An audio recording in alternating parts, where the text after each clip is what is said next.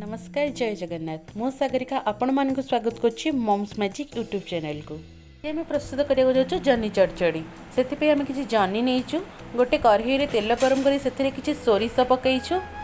तापर से तेल टी बहुत जोर गरम होगला आम जह्नी पकई देचु जह्नी पकईला जह्नी टी भल भाव भाजबे जमीक जह्नी कंचा न लगे जह्नी टी भल भाव भाजवा छाड़देवे भाजी होगला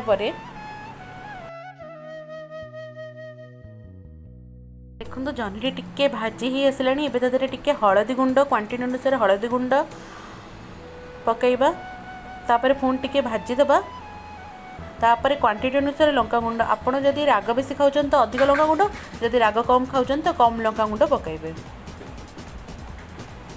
तापर ताको टिके भाजीदेबा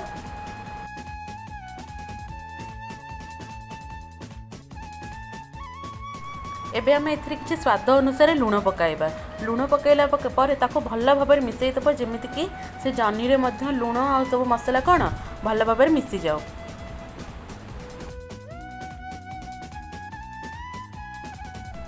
मसलाटी हो गलानी आम पियाज रसुण बिलाती जीरा सोरिष पकई गोटे मिश्रणटी करिछु जोटा कि आम से पकई ताको कषिबा मसलाटी को भल भाव में कषा जमी जह्नी आ मसलार टेस्ट पूरा तादे मिसीज तरकारी दिहरे चड़चड़ी दिहरे चड़चड़ी देखु मसलाटी पूरा कषि हो आसला लाल हो आसला एवं गैस आम लो फ्लेम कर भाजवा छाड़ीदबा